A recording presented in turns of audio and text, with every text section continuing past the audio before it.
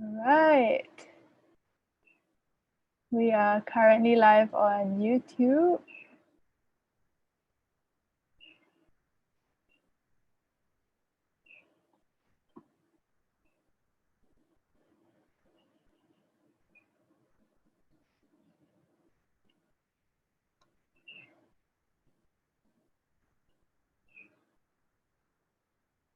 Okay, great.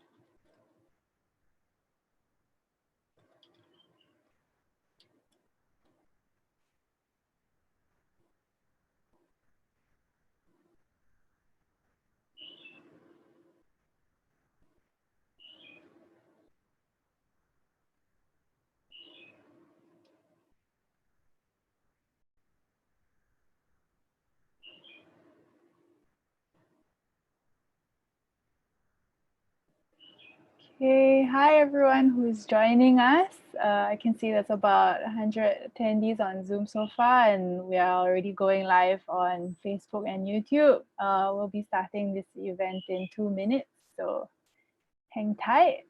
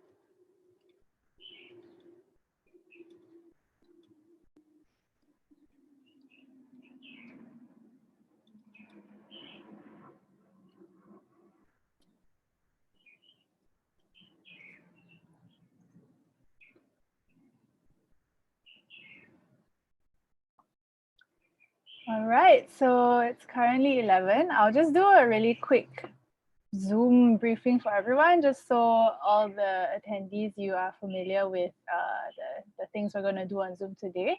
So if you look at the bottom of your screen, you should see 3 buttons. There should be a chat and a raise hand and a Q&A button. So the chat will be available for you to use later on when we ask for responses from the audience. So we will only enable it when we're hoping to get responses from you, and other than that, we will leave the chat function disabled so that we won't be distracted.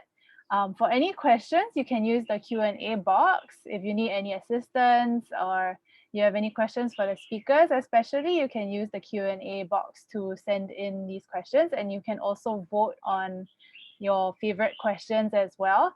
And other than that, you can also raise hand, but I would suggest that if you have any questions, you send them into the Q&A box rather than raising your hand, because we aren't able to hear from you guys through audio. So just send us your questions through the Q&A box, and do stay around for a Q&A session at the end. I think in the last webinar, we had a lot of good questions, and this time we'll spend a bit more time to answer the really, really good questions from you guys. So yeah, without further ado, I think I'll hand over to Stefan now.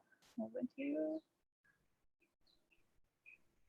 Thank you, Charlene, for the great introduction. Welcome, everyone. Good morning, everyone. Welcome to the Resilience Project, and thank you for joining us. And thanks to those who are joining us for the second day. We ran the first one on Wednesday, so thank you for being here. My name is Stefan Liu. I am the founder of the School of Positive Psychology, and I welcome you. And this is a surreal time for many of us because there is a lot of uncertainty during the pandemic situation of the COVID-19. And around 2.7 million people have been affected by COVID-19 physically, whereas the rest of the 9 billion people are affected by COVID-19 psychologically. To date, we have many people who have reported that they have experiencing some sort of anxiety, depression, worry, boredom, being stuck at home, whereas some others reported that they feel much more connected with their family members, or whereas some others reported they are a little bit more stressed out with their family members and their loved ones. So what can we do about this? So, and the next two, for today, we are going to have 2 speakers coming forward to share with you resilience tips concerning communication and also concerning parenting. So a little bit about myself, I'd like to share with you that okay, so here I am. I am also a positive psychologist practitioner. And at the same time, at the School of Positive Psychology, we spend a lot of time training and sharing courses in positive psychology and psychotherapy. And I also run a podcast called Getting Naked with Happiness, whereby every week there will be people with personal resilience stories who will come on the show and share how they overcome adversities, traumas, and bad situations so that they can bounce back to normality or even better. So give it a listen. It is on iTunes and also on podcasts. So let me go to the next part over here. I would like to ask you this question. What is resilience to you? And if you notice that every one of us have a different answer in the meaning resilience, if you can go to the chat box below, I would like to invite you right now to key in your answer. What is resilience to you? So we can have a group understanding of what does resilience mean. And to me, well, I would think that resilience, according to positive psychology, resilience is the ability to be in control of how we want to respond back to a situation, whether they are negative or positive, but most likely they are negatives. And how could we bounce back from this resilience point and become even much more better than before?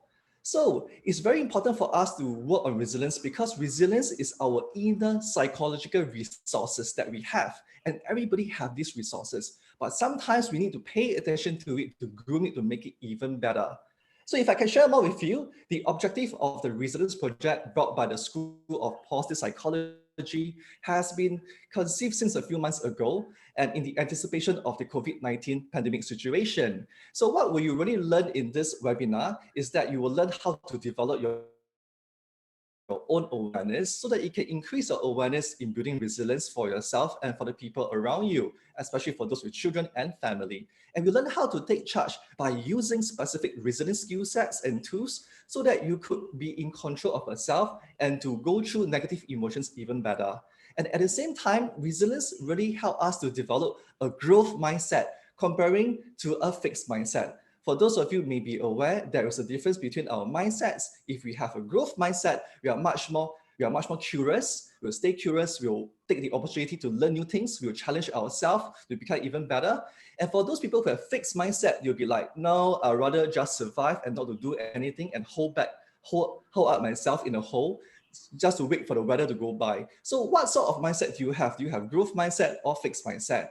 And for resilience, it's really important because we have different sort of emotions, whether they are negative emotions or positive emotions. But during this crisis period, we experiencing more negative emotions such as worry, boredom, stress, anxiety, sadness, fear, panic, and many different more. So how could we work with these emotions? And when we are resilient, we will learn how to paddle through these emotions like a bicycle. And if you look at a bicycle, we have two pedals, right? So one pedal is positive emotions and one pedal is negative emotions. So we need to have these both emotions and be resilient to paddle through. And now let me welcome and share with you what's in store for you in the next two segments, all right? So let me introduce you to the first speaker. And the first speaker is a very dear friend of mine. I've known her for many years, and she's none other than Has. And Has is such an energetic person, and she is a great and excellent parenting coach and also a positive psychology practitioner. For years, she has worked with parents, communities, and families and children. And for those of you who have children, you're in for a treat. And then the next lovely gentleman is Sriven. And Sriven, I tell you, he is a polymath. He knows so many things. He is a lawyer, he is also a consultant, he's a trainer, and he's also a mindfulness coach. And Sriven, today, he will share with us how could we use specialized resilience techniques to promote harmony and peace between families and couples in communication. And I'm so excited to have them on board with me today. And then, of course, along the way, at the end of the two talks, we will have a Q&A segment. And the Q&A segment, please feel free to key in your questions in the Q&A box. So at the end of the talk, we will ask these questions to the speakers. So please join me to welcome them. And the first speaker is Has. Over to you. Okay, hi everyone. I'm so grateful that I've been invited to be here, and thank you so much. And I'm going to start by sharing our screen. So here I am. I'm just going to bring it up so that we can all get very focused. And welcome, dear parent viewers. Welcome. It's so exciting to be here. And I want to say thank you so much, Stefan, for being that bright star in the sky, for doing this. And I love your commitment with the positive psychology team. And on behalf of the parents and teachers who have texted me and say, oh my goodness, this is so good and it's so timely. It's going to help so many people. Thank you, thank you, thank you. So today I would like to share about resilient parenting. And most importantly, I would like to share about the practical aspects of parenting strategies for uncertain times. Okay, so before we start, one thing I've learned throughout this circuit breaker, COVID-19, is this. We can still have fun, whether it's online or offline. Okay, so I would like to invite you to join me and let's share. How are you feeling today? So please go to www.menti.com and enter 787847 to submit your response, okay? Because collectively, we want to hear you. We want to get to know you. We want to connect, all right? So I'm excited to see your response. And I've done this a few times with parents, with teachers, with children, even on a face-to-face basis. And one of the things is that we discover something about this when we ask and connect and check in with ourselves. So I'm going to share that with you soon enough. So let's see. We're waiting for the results as we are doing this. And there will be times when, great. Yes, so just want to share with you that throughout this session today. There may be times when we have a little bit of technical glitch. Do forgive us from the very beginning. And I just want to say that Shailene is wonderful and she'll be helping us to get through that. Okay. So how are you feeling today? Wow. So all over Singapore and maybe not in Singapore too. Welcome. Excited, curious, sleepy, hopeful, hungry, alive, bored. Yeah. Open. Wow. So this is wonderful. And I wish we can save this. By the way, this will be recorded and it will be on YouTube in case you're wondering, oh no, she's speaking so fast and I'm losing it. So you can always refresh and revise, review, whatever you want to call it, on the YouTube channel. Go check out the Positive Psychology platform, okay? So I'm going to go back here. And thank you so much for all your participation. And I'm loving this. And last week we learned from Yana about collective resilience. And that meant so much to me. And I'm so excited we're doing something collectively here today, because to support our children, it takes a village to raise a child. So thank you, dear parents. And even if you're not a parent, thank you so much. So next, what I would like you to do is we're going to do the same drill. This time, I want you to share. Go to www.menti.com again, and again, enter your response to 787847. How do you want your child or children to feel today? All right, so let's just take another minute to get to know you, and let's connect with yourself and your parent self, because we play different hats, from parents to teachers to wife to girlfriends to aunt to daughter to son. Oh my goodness, we play so many hats. So what you want your children to feel? Whoa, secure, excited, positive. You see, I don't see sleepy here. I don't see bored here. I don't see hungry here. And I see all the positive words that we want. And this is consistent throughout the times when I do this with children, whether it's face-to-face, with teachers workshop, or even parenting workshops. We all want something better for our children. And today, what I would like to share is about how do we get there from this feeling of tiredness or boredom, and how can we help our children to get into this wonderful state. And I want you to take a moment to read with me. Okay, raise your hands if you're ready to get engaged. And please raise your hands, put your hands up in the air, join me, because what I found is that the mind and body is truly one. All right. When you raise your hands like this, whoosh, energy goes to the heart and you feel great. And guess what? From that boredom, from that hopelessness, you will get to, maybe creative ideas. All right. So let's read together just some words. Loved, happy, excited, calm, secured, motivated, thankful, joyful. You see, every word brings an energy. So collectively, we have raised our vibrations from my home to your home. Isn't that wonderful? So thank you so much for doing that. We really appreciate that. And again, do check out the video if you want a bit of revision and you want to see how people are feeling around the world or in Singapore.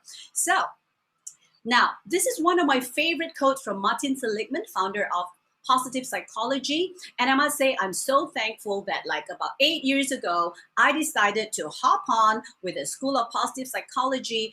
I've learned about resilience through life, through my journey as a single mother, as a struggling single mother with no home, almost going bankrupt, and with a little child, with a baby. So like what Stefan said so aptly, and thank you, Stefan, for reminding me that it's about our resources within. So I've learned to be resilient through that, and that is why I created Positive Focus, my company, because I realized that we cannot get to the next phase without positivity. But with the School of Positive Psychology and Applied Positive Psychology education, it has helped me to help others to be more aware. And because it is evidence-based, it is so much easier for me to explain and inspire and motivate others. So once again, thank you, Stefan, and the School of Positive Psychology. So think about this. Habits of thinking need not be forever. One of the most significant findings in psychology in the last 20 years is that individuals choose the way they think.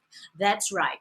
The key is, dear parents, teachers, or anyone dealing with children, caregivers, we have a choice at every given moment. And just now we have seen, we're feeling this, but we want our child to feel that. And same with children. You know, now how are you feeling now? I'm feeling tired. I'm feeling sleepy. Okay, so how do you want to feel after class. Oh, I want to feel peaceful. I want to be energetic. So that is the gap in between. And when we check in with ourselves, we're building resilience through awareness. All right. So we did that just now, and I'm going to move forward. Okay, let's talk about family resilience, okay? It's been researched that the basic and general focus supporting family resilience include, among others, effective communication, which we're going to go through later, cohesion, family hardiness, hope, positive outlook, and well-being of family members. So, moving forward, resilient parenting.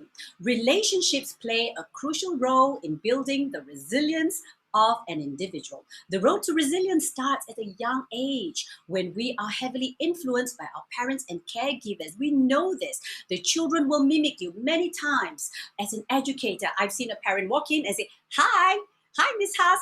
By the way, people call me Miss Haas because it's easier to pronounce. So you can call me Haas too, okay? And I've seen the child coming in, "Hi, Miss Haas." And I've also seen parents going, "Hi," and the child says, "Hello, Miss Haas." So they're always copying you all the time because children download your behaviors. They download what you say. It becomes their subconscious mind. It becomes their behavior. So it's all about role modeling. And we can role model positive connections. The easiest way to teach resilience to young children is about role modeling. So positive connections allow adults to model characteristics of resilience, such as problem-solving ability, self-regulation, and adaptability to stress. Okay, so I'm going to move here. We're a little bit, okay. All right, so this is another research. More resilient children tend to be raised with an authoritative parenting style rather than authoritarian or passive parenting styles. Okay, and next, the authoritative parenting style displays the qualities of warmth and affection that also provide structure and support to the child.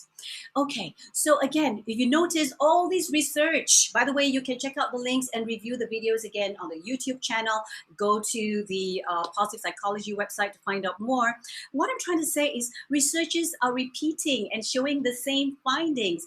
It's about relationships, it's about bonding, it's about warmth and affection. So how do we do that? And this is where we are going to focus. The good news is resilient skills can be learned. It involves behaviors, thoughts, and actions that can be learned over time. So dear parents, if you're one of those parents who wish that you can empower your child more, who wish that your child can be more resilient, who wish that you can be the parent that you intend to be, guess what? Everything is a trainable skill. And it takes a habit to form. All right. And by the way, the School of Positive Psychology is coming up with this. In fact, they've come up with this amazing REACH program. Do check it out. It's really structured and wonderful. Okay. So raise your hands, parents, if sometimes your words and actions express more of your worries, because when our frustrations or worries drive our words and actions, we express hopelessness or fear and may generate anxiety in our children. All right, so raise your hands if you tend to do that. We're going to create more awareness later. So if you're at home, come on, raise your hands with me, okay? So during the next 10 minutes or so, we are going to let you feel the possibilities of when you use the mind and body connection, how can you influence the energetic influence of your home, of yourself, and how can you then connect with your child, children, your parents at home, or your husband, whoever it may be, in a more meaningful way. And so when we remain calm, children have the opportunity to experience how we can choose, remember the word choice, to respond positively instead of reacting because we're out of control. Now, this is really interesting. I brought this up because in many of my workshops, we can have so many topics. How to have a smart child, how to focus, how to concentrate, how to communicate, sibling rivalry, okay? There's so many things, mindfulness. But, you know, parents, over and over again, over 25 years, it has not changed. Parents will tell me, you know, if there's one workshop that I will attend, is the one workshop to help me manage my own emotions. Yep. Okay. And that's self-regulation right there. Okay. So here's the first step. Pay attention to the effects of language. language, verbal and non-verbal, on thinking, on emotion, and your physiology. The truth is we cannot not communicate. We are always communicating at the conscious and unconscious level. What do I mean? Okay, for example, I'm going to draw on my experience as an educator, trainer, life coach, parenting coach, okay? So let's start with when the babies are born, parent and child classes. It's okay, darling, it's okay. Oh, you're scared, is it? It's okay, it's okay, it's okay. And the child is crying and crying, and they start feeling guilty. Oh no, I'm disturbing other parents. Oh no, it's embarrassing. Oh, And you see, when you really look at it, is this okay? If you were the child, is this shaking okay? If you were the baby, if you were the infant, if you were the toddler, mommy, the word is okay, but I don't feel okay. You're shaking me and I'm not feeling good. You're not helping me to regulate. So that's happening at the unconscious level. Okay, now let's go to the preschool. So parents, first and foremost, if you've done that when your child was a baby or in an infant, raise your hands up. Okay, so here's another one, a classic. Preschool teachers. Children, keep quiet. I said keep quiet. Why aren't you listening? Quiet. Listen and observe. The word is quiet. When we say quiet, it's quiet.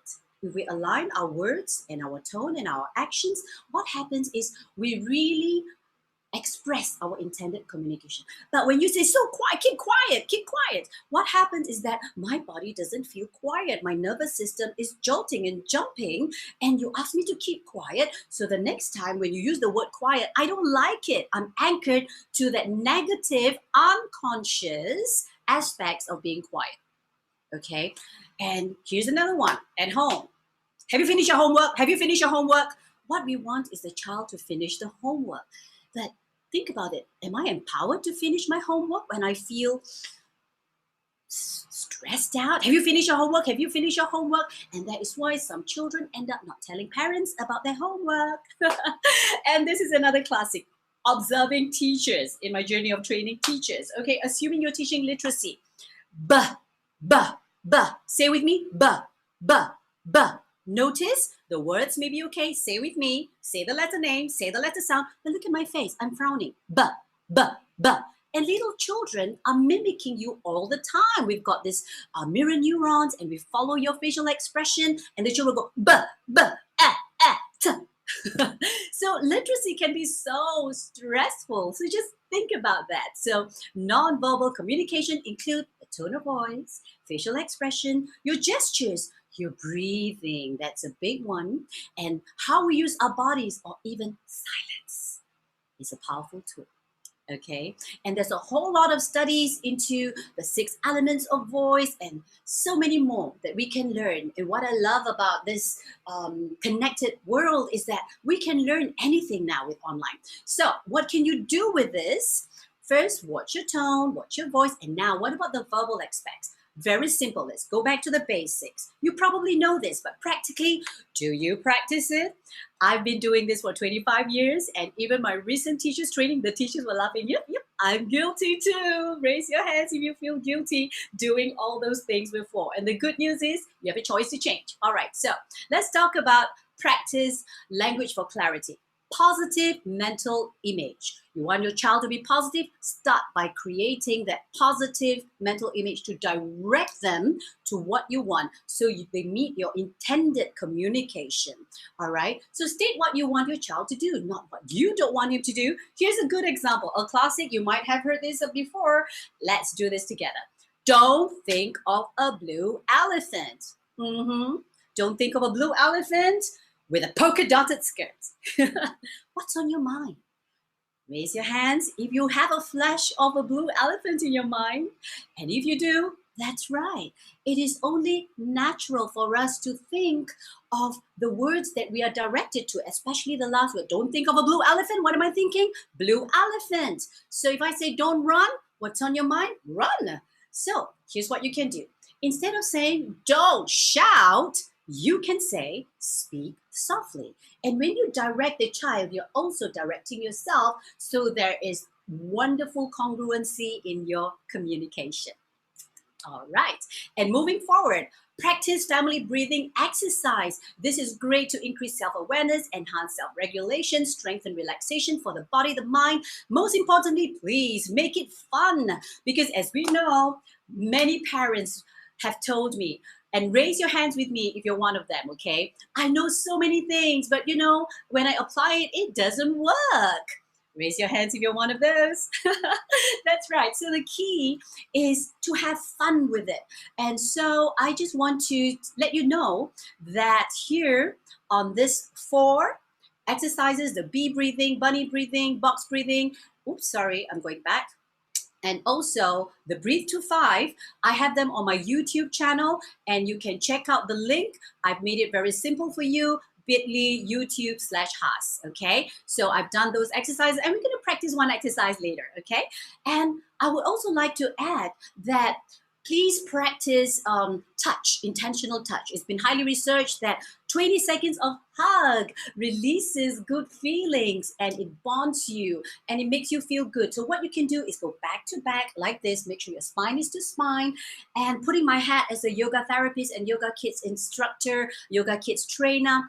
What it does is that when you have your spine back to back, you are connecting at such a deep level. That's why partner poses are wonderful. And when you breathe together, guess what? The spine has all the organs connected in our body to the spine. So the organs in your body connected to the spine. So can you imagine breathing back to back, in and out, in and out? You are regulating together. You are having this harmonious rapport together.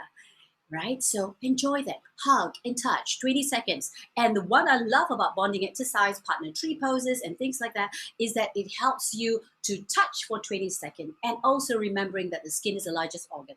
So now I would like to do bee breath with you. This will just take about 1 minute, and I want to stop share my screen so that you can see me and we can practice together, okay? So bee breath, this is so good because researchers have found that when you hum, you actually helps to develop this mouth muscles here so that you can have speech clarity. And I know a lot of parents are looking for speech exercises for children, especially now there's more and more children with speech issues. So hum away. And humming has also been highly researched to soothe you. And by the way, most of babies' first words is mama, mama. So it's very soothing. So let's start. You can sit up tall. Why sit up tall? Because we want energy to flow to the brain. Let our circulatory system work at its best. Okay? So sit up tall. And if you can, close your eyes. But before that, I would like to invite you. Let's be a little bit of scientists here. Now, children love to be scientists. When I say, let's all be our own scientists, they start listening to you, right? Okay, so I would like you to observe the colors in your room. Now look at the colors in your room, and if there's not many colors, you can look at my green, you can look at the door, which is brown or white or whatever color it may be. Just notice it, okay? And now I would like you to put your palms like this, and we're going to hum as if there's 1,000 bees. Let's start with the throat. Let's go together and feel the vibration on your throat.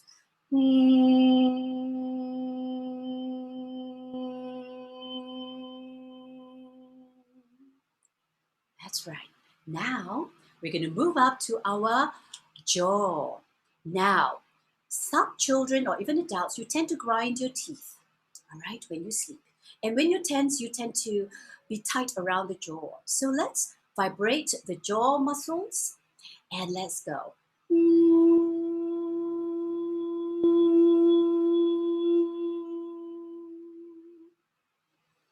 Breathe, and if you're joining me, let's move up to the temples and let's do this together and be our scientists, okay? We're going to discover about ourselves.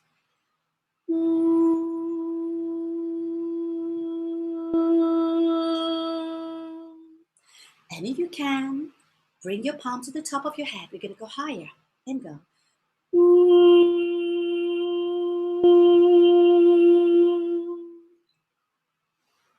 Now, some of you might feel that, hey, as I go higher, I don't feel the vibration, and that's because you need to make the tone go higher and higher. And if you can't feel it yet, it's okay. So now check in with yourself before we open our eyes. How is your heart beating? Is it slower? For me, it's definitely calmer.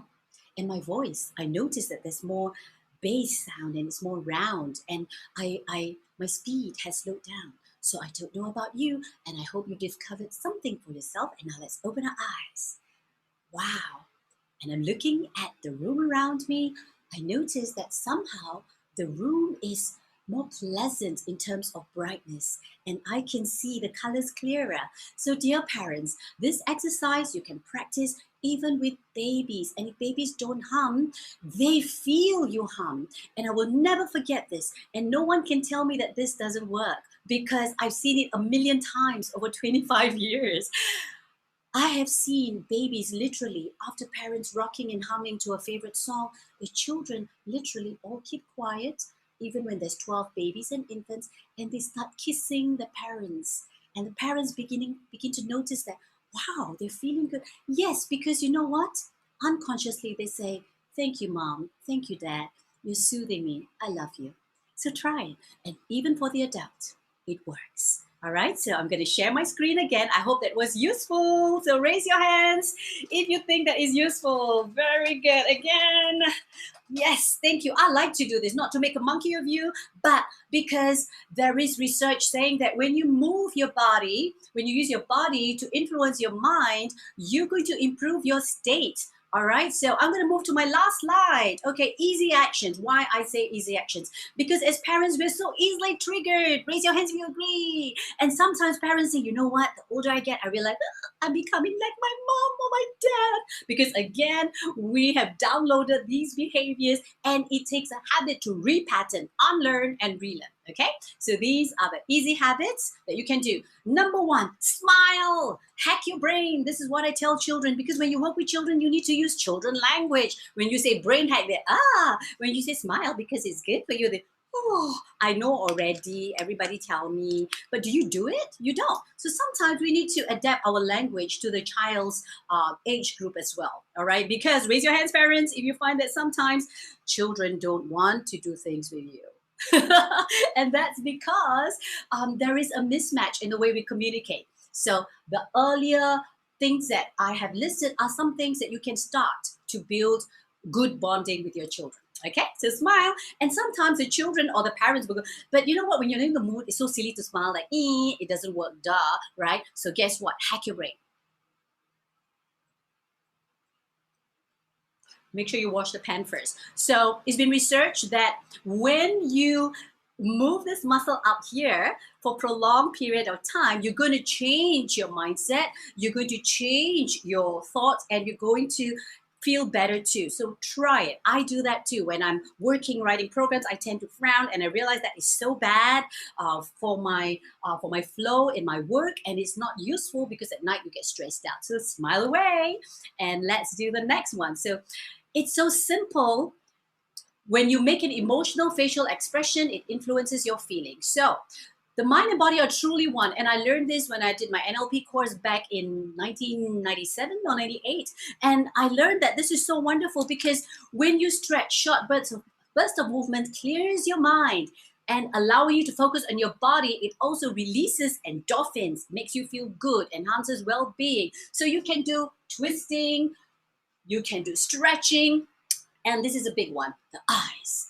I realized ever since, before circuit breaker, in fact, ever since we were one of the first to stop our classes because I'm an enrichment specialist and coaching and all. So we stopped doing live classes, and I realized that going online, my eyes are so tired. And I started thinking, if I feel this way, can you imagine the children? So I would like to share this with you. Exercise your eyes to reduce the negative effects of excessive screen time that can lead to eye dryness, fatigue, blurry vision, headache, and eye strain. Guess what? When you have all these symptoms, do you think you can have mental clarity? Mm-mm.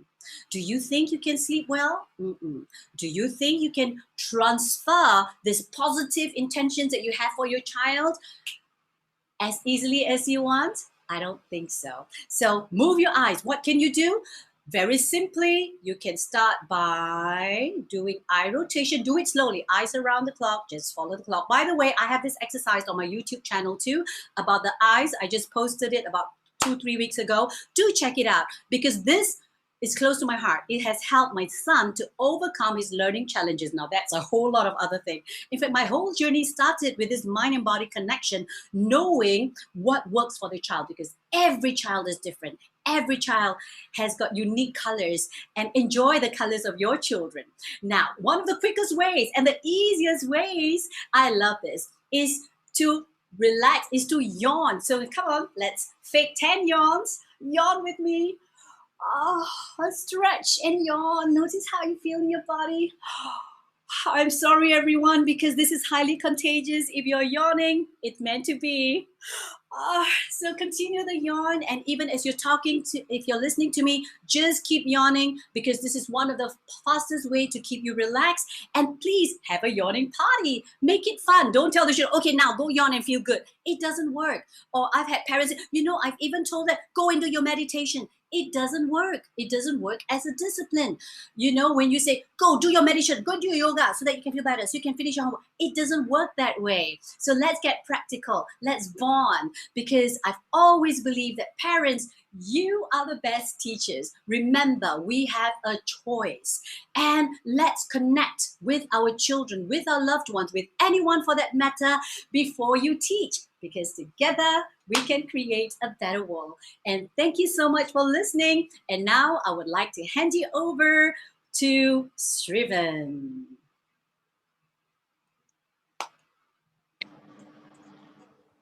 Hi, everyone. Thanks, Hasnah. That was wonderful. It's always a pleasure listening to you. So much passion and energy, something we need right now in these challenging times. Hello, everyone. My name is Sriven Naidu. Stefan did a very flattering introduction earlier. So I, among many things, consult to companies and leaders on resilience, as well as mindfulness. Today, my session will be on flourishing through communication. And I use flourishing for a very specific purpose. These are challenging times. We're stuck at home. Some of our businesses are affected. Some of our incomes are affected. It's not nice to be cooped up at home. Maybe even our exercise and our daily routine and our socializing is affected. But I would like to suggest that this is also an opportunity. You know how athletes sometimes go up into high altitude for training before the Olympics or the World Cup because they get used to a tougher environment, and then when they come back to normal, they're stronger. So I'd like to suggest for 3 groups of people that this COVID stay at home or lockdown or social distancing period could be an opportunity we embrace to strengthen certain muscles. I'm talking about strengthening the muscle of curiosity and strengthening the muscle of relationships. 2 of the virtues that positive psychologists studying the values in action inventory of strengths, the curiosity and relationships are 2 of the things that are the strongest predictors of lifetime satisfaction and happiness. So the 3 groups that I think will benefit from what I have to share today are people who are struggling with being resilient at this point of time. Secondly, people who already are resilient, and I'm going to suggest to you that more than just bouncing back. Many of you responded to Stefan's question about what resilience means with definitions of bouncing back. One of you, I saw this guy called ASUS, a person called ASUS, ASUS, said is bouncing back stronger. And I would like to suggest that this is not just about making it through this period, but coming out of this period stronger. The third group that might benefit from my talk is people who are fine, who are resilient and are bouncing back stronger, but want to know how to help those around them, those in relationships with them, embrace more of this resilient mindset, right? So 3 groups, either you're struggling or you're thinking of bouncing back, but could aim higher, or people who want to help others around them become more resilient. So I normally teach mindfulness in an 8-week program. I sometimes do 1-day programs. But today I have maybe 20 minutes, right? So I'm going to be very focused on one narrow kind of issue. And you can see it there. It's about responding to demands or difficult requests. In this period, we may get requests from our loved ones to spend less time on screen, to go out and do the groceries more often, to discipline our children in a different way. Lots of things that maybe we disagree about, or maybe they make a request which sounds more like a demand, and we have to respond. The situation is so different, our routines are so disrupted. There are going to be more of these requests or demands than we normally encounter. So my own practice and my experience with my clients is to teach them an approach which invites them to take a 30-second pause, to think before responding, so that they're not reacting and they're more conscious of their response. So I call this being 30 seconds wiser. It's like a first aid or an intervention in difficult situations. But today, let me share with you how to use the 30 seconds wiser approach for demands or difficult requests. Before I begin, I'd like to invite you to answer on the chat box directly, yes or no, to this question of whether you've heard of Marshall Rosenberg and his non-violent communication framework. Have you heard about it? Just type in yes or no. Just like to have a sense. Lots of no's, 1 or 2 yeses. That's quick. Great. So it doesn't matter.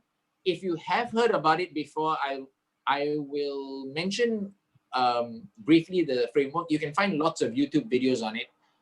Really interesting, entertaining, and helpful videos. But I'd like to add 1 or 2 refinements to it, right?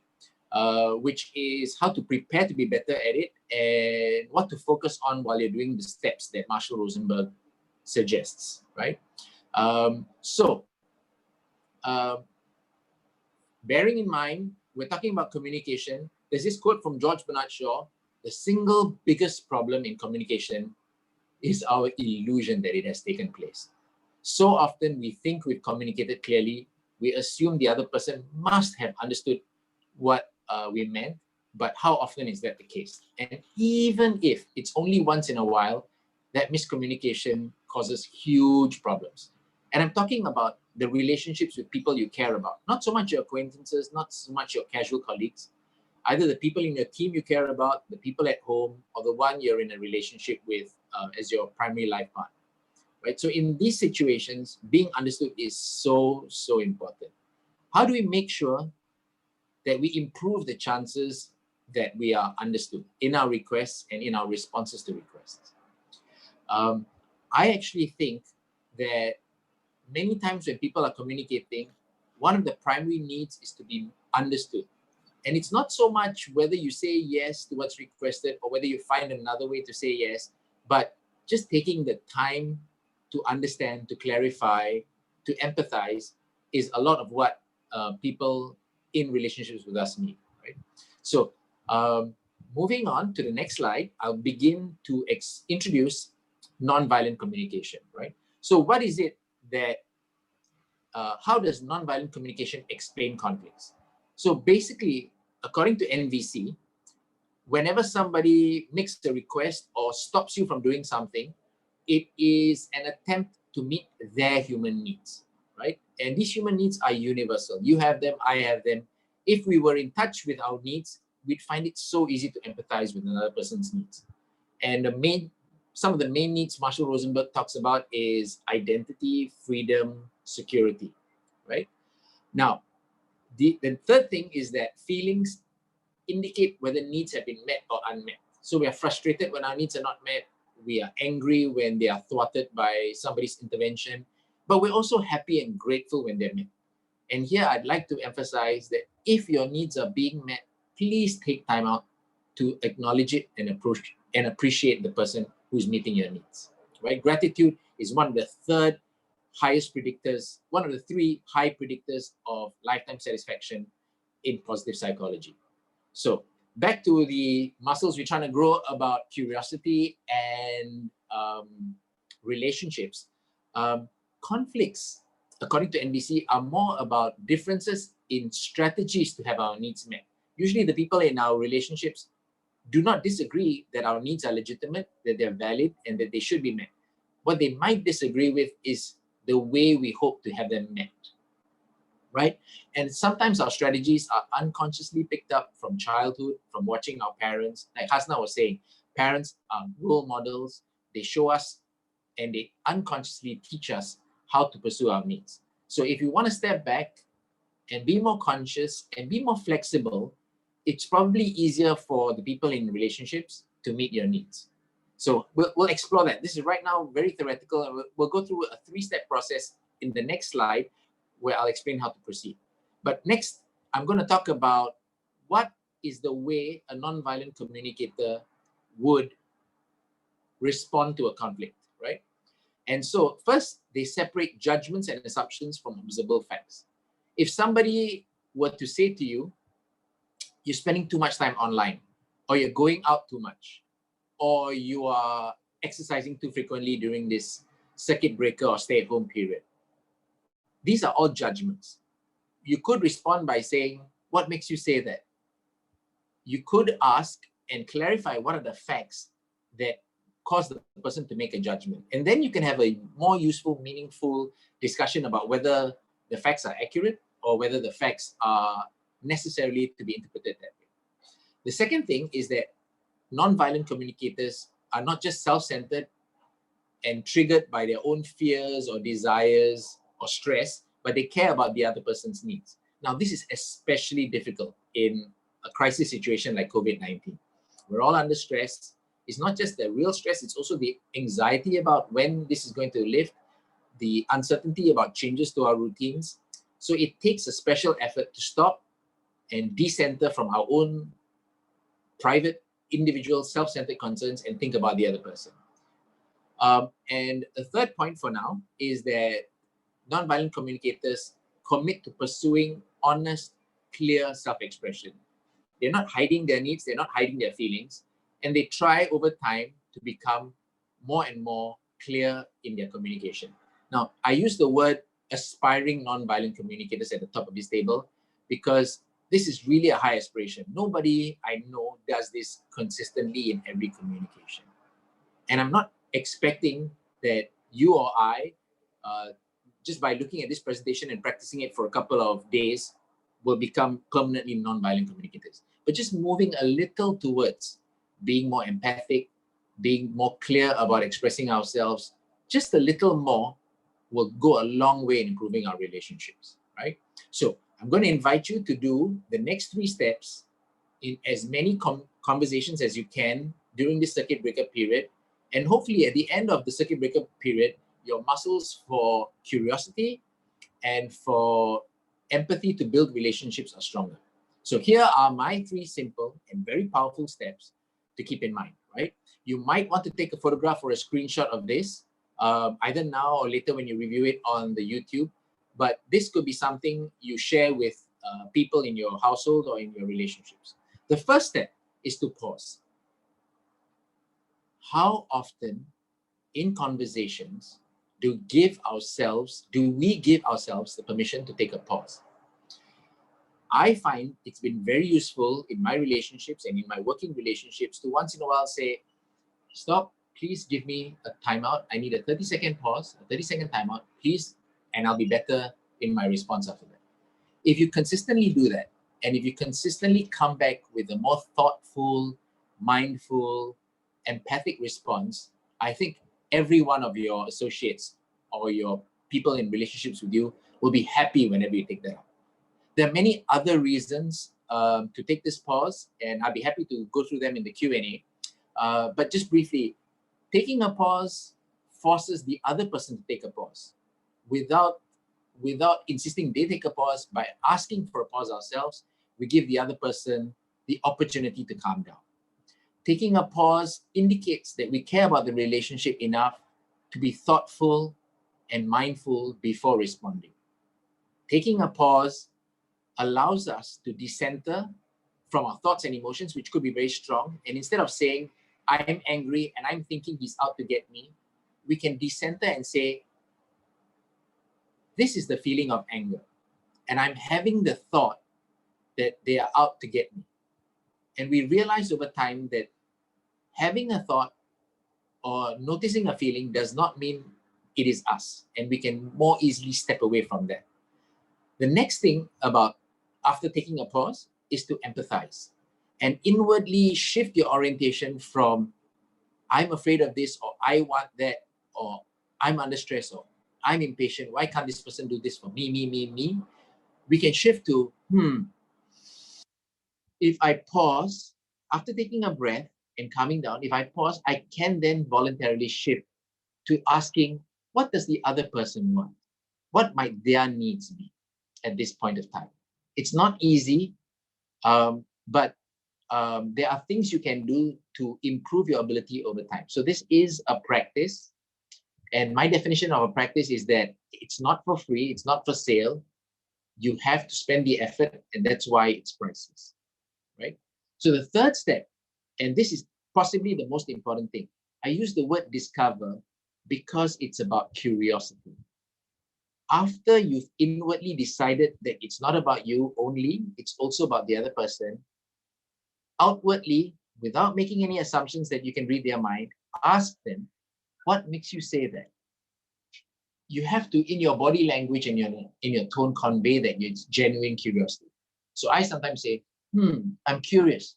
What makes you say that? And that question, what makes you say that, can unearth the feelings or the emotions behind what they just requested. It could even unearth the assumptions of why they assume you're going out too much, or you're not exercising enough, or you're not disciplining the kids the way they think is correct.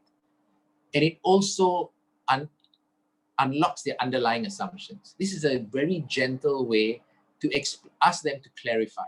And clarifying is really powerful, because here's the most important thing about nonviolent communication. It is not about the steps. It is about your intention. When you speak, are you trying to get your own way and make the other person do what you want? Or are you trying to develop a meaningful conversation to strengthen the relationship? When you listen, are you trying to prepare for the next words to say and the next argument to win? Or are you sincerely, heartfeltly, mindfully trying to learn about the other person, how their needs may have changed, what their needs may be that you or they have not realized? And if you uncover needs, you can find more opportunities to mutually satisfy the needs. Most of our relationships are on autopilot. We're meeting old needs, or we're asking for things out of habit, but our needs can change. And it's such a wonderful opportunity to discover new needs and update what we are needing with the people we share relationships with. So this curiosity is something to develop over every relationship.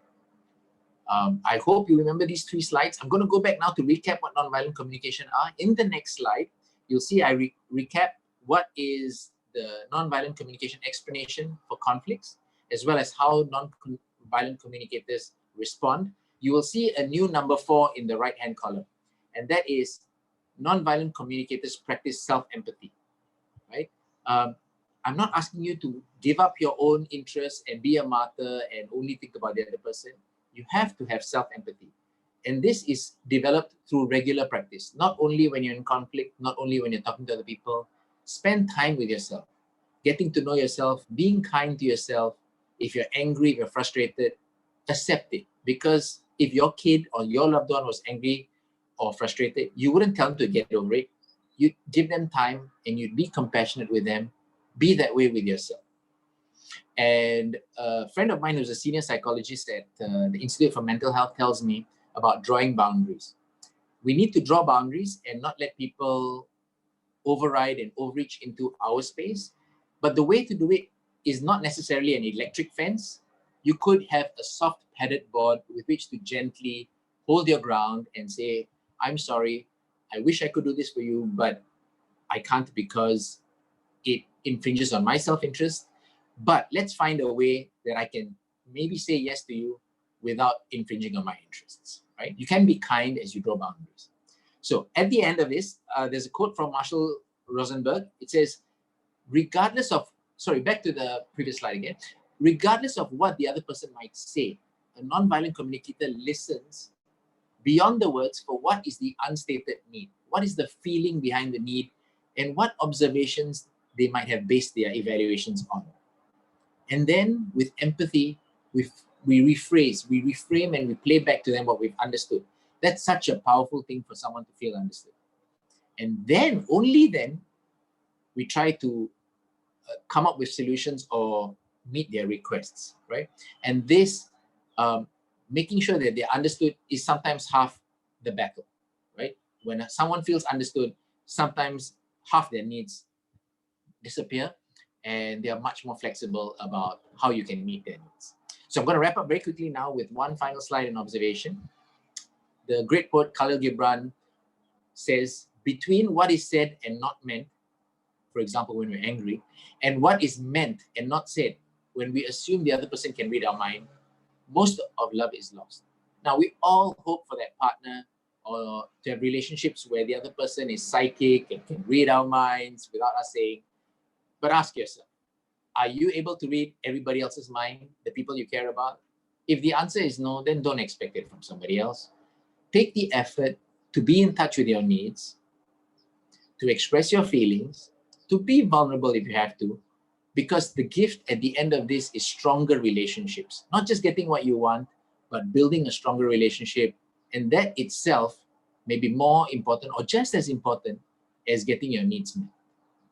So I'm going to stop here. I hope this was useful. And we have time for Q&A right now. I'd love to share it with Hasnah this time. But if we run out of time, you still have questions, you can find me on LinkedIn, Sriven Naidu, and send me a message and send me your questions. Thank you very much. I hope this was useful. Well, thank you for the great sharing, Sriven and Has. And then personally, I took many things away, especially Has. I love the activities that you have shared with the energy, the shift. You know, I think there's a lot of practices that we can do every single day. And for Sriven, thank you for sharing about self-empathy. And I took a lot away from, you know, having that NVC, non-violent communication. Is a great reminder for me and for many. And for the rest of you, thanks for staying on with the webinar. I hope that you have learned some nuggets of wisdoms of resilience. And you know what? To me, resilience is a lot about building resilience muscles. Instead of physical muscles, we build mental and emotional muscles. But many people will think that resilience is about having a strong mind power. But research has suggested that resilience is not about having mind power, because we cannot use mind power to think ourselves out of depression. We cannot use mind power to think ourselves to have better relationships. We need to acquire skills, and these skills takes practice. And with everyday practice every day, we will build these muscles. And many people will think that resilience is about ignoring the negatives and just pay attention to the positive.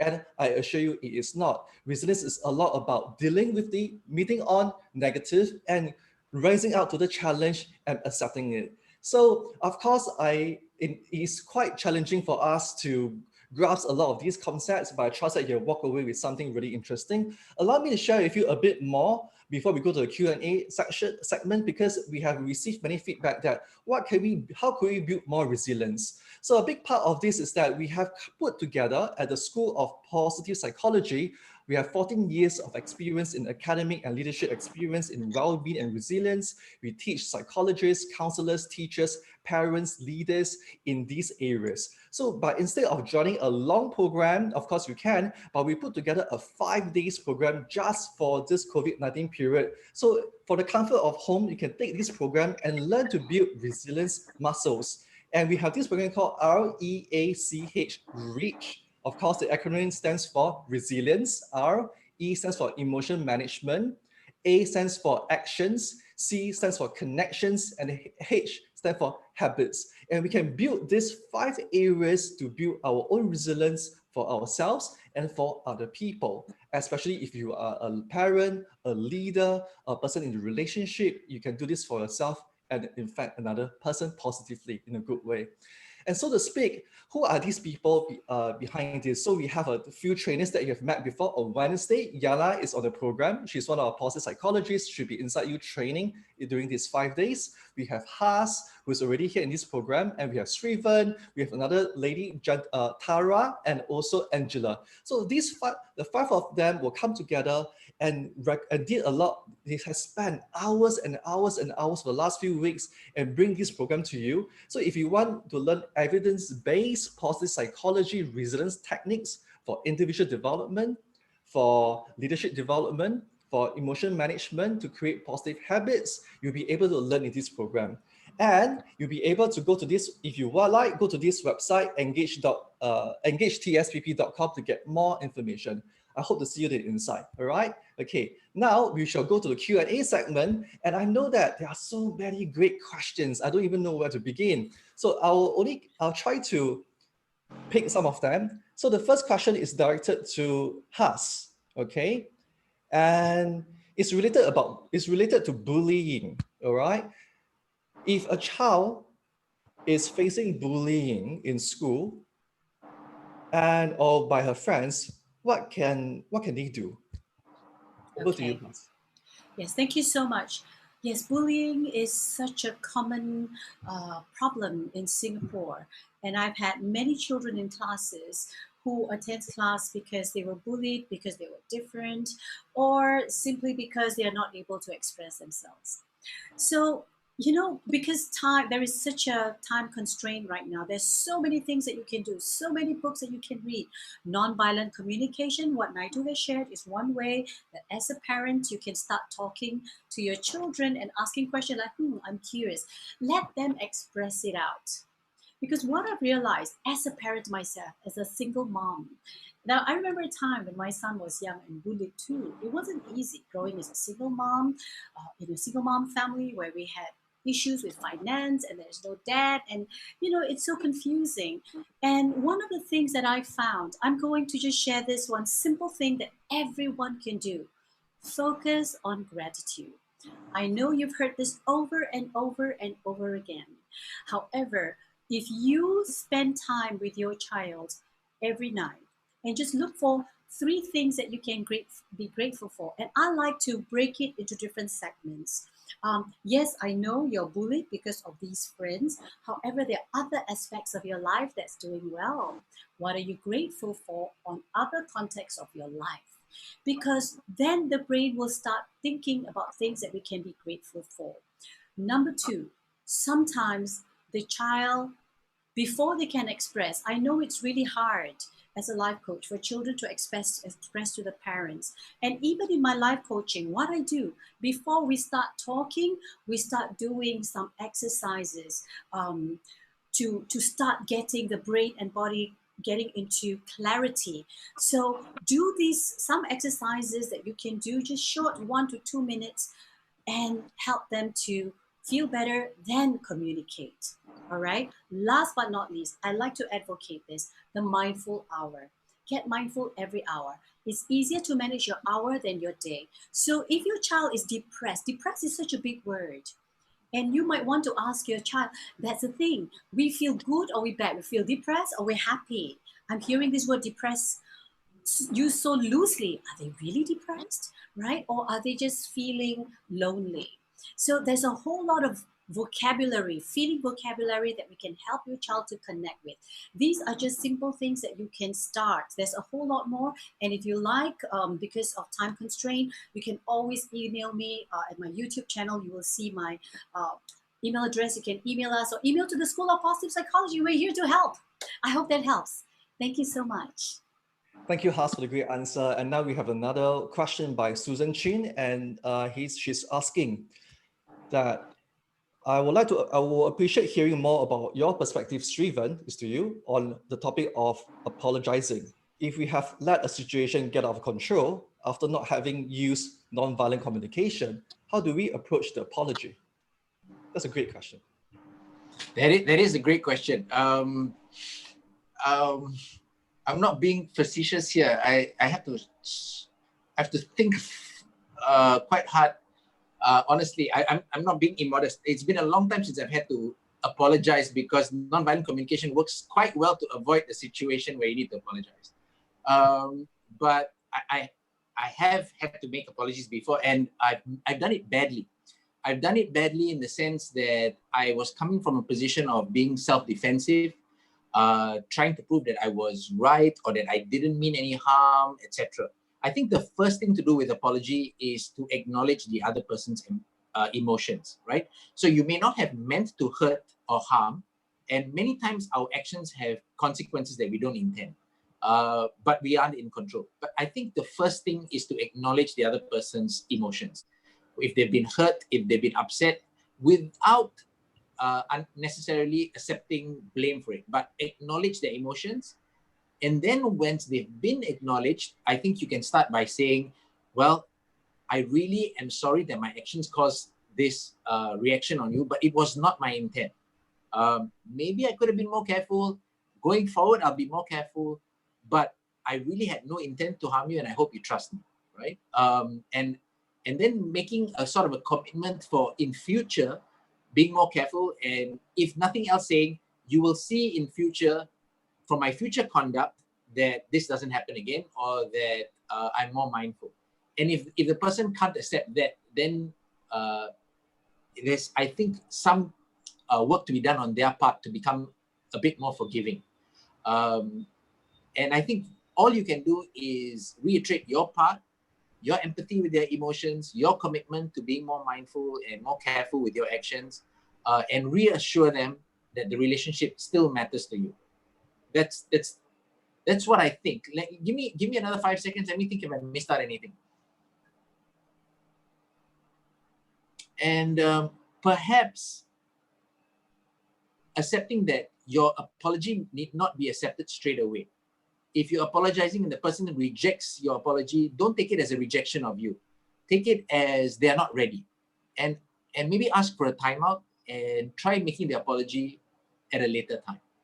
That's what I would. I really suggest taking pauses more often. We don't take pauses anywhere near as often as we should in life.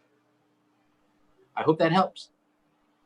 Thank you, Sriven. I think that's a great answer. I love the apology part. I think we all have learned something new on that. And the next question would be, I think, a combination of question. I know that Has, you may have answered to some point, but it's related to having their children is feeling down and discouraged, and at the same time that they might be experiencing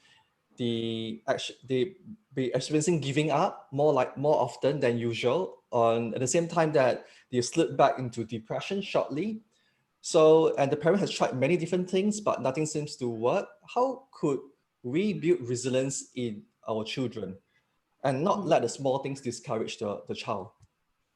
Yes. It is really difficult when your child tends to slip back. And as we know, children are of a variety of colors. Every child is different. Some can be more sensitive than others and some not, right? So the growth mindset is a great way for children to start learning. Now, go read up on the growth mindset, because you see, like I mentioned, the words has so much power. It gives the energy. Instead of saying, I can't do this, this is too difficult, you might want to start saying, teach the child. There's so many out there, but here's what you can do. You can start saying, I can't do this, it's too difficult. With effort, I believe I can, right? Focus on the effort, because when we put in effort, we can see progress, and help your children to focus on progress, not results. I'm just going to share with you something very real. When my son came back from US, and he was in SHN for 2 weeks, right, to stay in the hotel for the distancing measures, which is compulsory. He came back and not feeling good, even knowing all the things that he's known all his life, you know, as an adult. But yet I reminded him, let's focus on progress. And over time, he's feeling better. And you cannot feel better when you're thinking at the same plane, right? So shift your energy, shift your words, shift your focus. And by the way, the REACH program has got this wonderful thing that I thought, get an accountability partner, get your friends, good friends to be involved. And I've been coaching teens, and now I'm telling you, get accountability partner, and they're loving it. Yeah. So because with children, when they have an accountability partner too, that's great. So follow the structured approach. And I want to say, I think the REACH program is amazing. Go check it out. And feel free to email me if you have any questions. Thank you. Yeah, thank you, Has. I think building on a rich program, because we run a program in a way, it's 1 hour each day, it's 5 days. You can only take one portion and reflect the learning and do the interventions, and you go to the next day on the other topic. So it's very, very structured and evidence-based. And next question would be for Sriven. Let me see, where did the question go? Okay, related to non-violent communication, how do you personally apply to personal relationships? This has been a very hard challenge because we are being too emotionally involved with other person. I don't know Yes. whether you understand this question. It's more like, how could we practice non-violent communication? How do we apply it in personal relationships when a person is emotionally involved with another person? Right. Okay, that's a great question. Actually, it's a wonderful, wonderful question. So there's a misconception in mindful communication or mindfulness that we shouldn't get too emotionally involved. No, that's absolutely wrong. We have to get emotional and we have to get involved. The thing is to get involved, but loosely, to hold lightly. And if there is a time to let go, say, for example, the relationship ends or someone dies, then you can not cling and let go and move on with your life. But while the relationship goes on, you have to be quite emotionally involved. But the quality of the emotional involvement has to be a healthy one. So not too extreme addiction, not too hostile, and not too worried. Concerned about things you need to be concerned about, but not worried and anxious about every single thing. Attracted to the other person, but not addicted and clinging to their company. So there is a healthy range of emotion, right? And so part of this emotion regulation comes from breathing, from reflection. When you get really triggered, a really good thing to do is to stop for a while, close your eyes if you prefer, and breathe just slightly slowly, right? Just slightly slower than you normally would. You don't have to make a big effort to take deep breaths or to breathe super slow, just slightly slower. Research shows that in countries like the US, the average person breathes 20 breaths a minute today, whereas they used to do like 10 breaths a minute. So we are getting all caught up and stressed up, and our breathing changes our physiology, our heart rate, our brainwave state. Just breathing a little slower might help you regulate your emotions, not remove them. I'm not asking you to become a robot. I'm saying just have them a bit more within a healthy range, right? And I think over time, regulating emotions, and then your language, like Hasnah says, your body language, your tone of voice must convey that you care about the person. Always come from a position of concern and empathy, but also don't give up yourself and your self-empathy and your own interests. I think it's not easy, especially to people who are not used to being forced to think more carefully, but you role model, right? You be regulated, you be calm, you be empathic on a consistent basis, and the other person, that's the highest chance of getting the other person to change. Not by asking them to change, but we ourselves changing first. Thank you, Sriven. Thank you for the wonderful answer. So I think I'm going through the list because there are so many questions. I'm going to cherry pick some of them right now. So bear with me if I don't choose your answer. We'll try to answer. So if we don't choose your question, but we will still answer them afterwards on our Facebook page. All right. So now let's go back to the next question: is how could we say it better to have children to do their homework? I think this is one of the pressing concerns during COVID-19 for all parents. So, and I would like us, whether Has would like to, or Sriven would like to take this question. Okay, all right. So I will take this. I'm just going to make it very simple. Sometimes we forget that at home, we are not our best selves. This I learned when I was young because one day I was on the phone and hi, talking to clients, and my son called me, Mommy, Mommy, I didn't hear. But when he said, Miss Has, yes, darling. So it's very our unconscious. So even when you're at home, put on your professional hat. You do not need to fix the problem, but give them gentle leadership, right? And what I would not usually like is to ask children, what do you think homework is for? What is the purpose of having homework? Oh, to make me get them connected to the purpose and why they're doing the homework. And most importantly, talk about how do they see themselves completing it. And you can visualize it, right?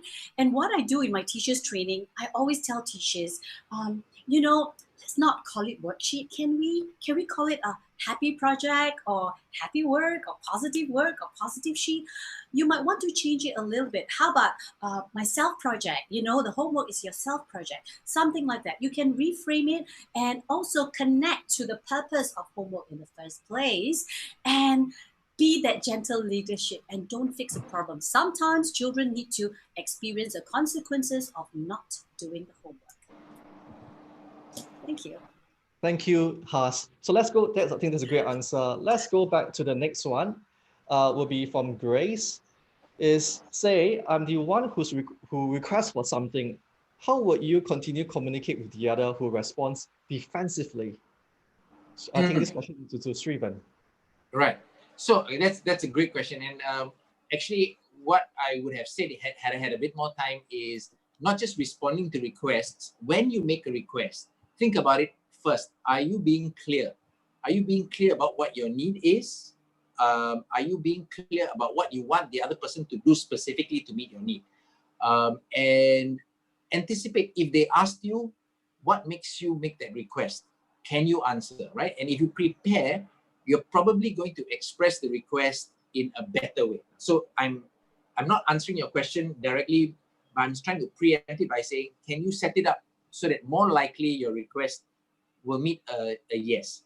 You can also say at the end of your request, this is my need, and here's how I would like it to be met. The standard language in Marshall Rosenberg's is, would you be willing to do XYZ, right? Because obviously the other person doesn't have to. They are free to say yes or no. They're not obliged to say yes to your request. So you say, would you be willing to? But I think you could also add, and if I'm happy to hear if there's some other way you could meet my need, right? Don't have to be very specific or narrow about the strategy to meet your need. As long as your need is met, leave it to the other person to find ways that they can meet your need. That raises the chances that you will have mutual satisfaction of needs. Does that make? I hope that's clear. Thank you, Sriven. I think, yeah, we can always expand more in the REACH program. For those who want to know more, take the REACH program and you will find a lot of tips and skills shared by Sriven. And in the interest of time, I'm going to pick out 2 more questions, if it's okay, so that everybody can continue their wave or to enjoy their Saturday. But of course, those unanswered questions, please follow us on Facebook. We'll answer them. So let me go to the next part. I just want to pick up what I really like. Okay, I like this one. I'm a solo parent mom and I have 2 sons aged 22 and 16. I am having a hard time getting their attention. It's so frustrating. What can I do? This question is to Has. I hear you and I feel you. My son is now 25. And in my journey as a single mother, there are phases in our lives where we need to upgrade our skills as a parent. And one thing that I realized when you are dealing with the teenager or the adult child is we want to really be respectful. And that's where the nonviolent communication, Sriven, spot on, is so good, because we want to practice that. Because at the end of the day, when the teenage years starts to come, they will, I hear this word a lot, hypocrite. My parent is a hypocrite. Want me to have a nice room. Have you seen her dresser? You know, she did, but have you seen my dad? You know, he himself reading newspaper and not doing stuff and expecting me to do homework, and children were busier than the parents, blah, blah, blah. So listen to them. And sometimes words has no meaning. Truly, it has no meaning. And sometimes we try so much to inject our advice of what we know, what we think. How about let's listen to their perspective? How about listening to what they want us to know? And this is why I love practicing yoga. We still practice, me and my son. I still practice youth yoga. And like I say, balance the energy first. Once there is this cohesion in your energy, and at the end of the day, there is a clash because you love. So connect that love at the highest vibration. I know it's not easy, but first, try doing something together, breathing together, yoga together. And you know what? What I learned in yoga therapy, in my days of training, it is not about that 1 hour of yoga a week. It's you and your mat, or even no mat, for that 5 to 10 minutes of the day. That's it. So try it. I hope that helps. And please connect with me if you have any further questions, and we're happy to help. Thank you. I hope that helps.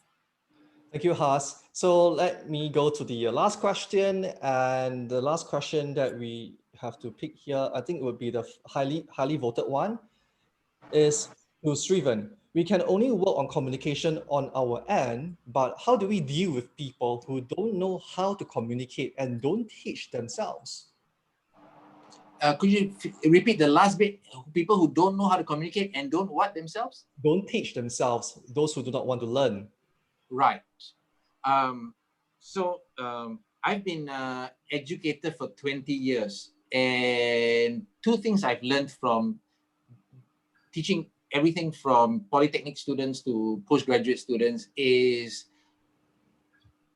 people first learn when they have a motivation to learn, right? And so they need to know what's in it if they learn the thing, right? So if you want them to learn nonviolent communication or better communication, they need to see what good communication results in. So maybe find good couples, good families who communicate well, and let them watch what is possible. Maybe it's a movie about a family that communicates well, or it's people you know, right? But they have to experience what is possible when they have learned the thing, right? So motivation comes before instruction. They got to be excited about learning this thing. The second thing is, of course, don't underestimate what people can learn in their own time. I think sometimes we get impatient that I've been teaching this for 1 week and the person hasn't learned. But it could be just that it takes 3 weeks before that quantum leap takes place, right? So I encourage you, if you care about the person, be patient, and even baby steps. Catch the baby steps in improvement and give acknowledgement and appreciation for the baby steps. And that's your best chance of making sure somebody learns something. Okay, thank you for your great answer. And thank you for your time, both of you, Has and Sriven. I think you gave a lot of insights. And for those of you who are here, I believe that we have more questions. We'll answer these questions on our Facebook page at the School of Positive Psychology. And let me remind you again, times like this, we need to stay connected and build our resilience muscles. And it's very important for us to do this. And sometimes it doesn't just take 1 day or 1 week to build resilient muscles, it takes a longer period. So this is a great opportunity for us to do so, to learn this process so you can stay connected. And I will encourage you to join us at REACH, R-E-A-C-H, and then you can learn bite-sized interventions. And thank you for taking your time being here on this Saturday. I hope that you enjoy the webinar series, and I look forward to connecting with all of you. If you have more questions, connect with us at www.positivesite.edu.sg or go to our Facebook page. And thank you very much. And over to you, Charlene. Hi, thanks. And Stefan, you forgot to also announce that you'll be going live again later for a podcast episode. So yeah, later at 3 p.m. Singapore time, if you would like to learn more about resilience, you can hop into the School of Positive Psychology's Facebook page. We're doing another live stream where Stefan's going to talk to Jade Sia, a TV and radio personality. And they'll be talking more about how you can incorporate resilience into your life. So thank you so much for joining us, and I hope you enjoy your weekend. See you later if you'd like to join, and thank you, Sriven. And Thank you. Thank you. Bye. Take care, everybody. Be well. Yes, have a happy weekend. Bye.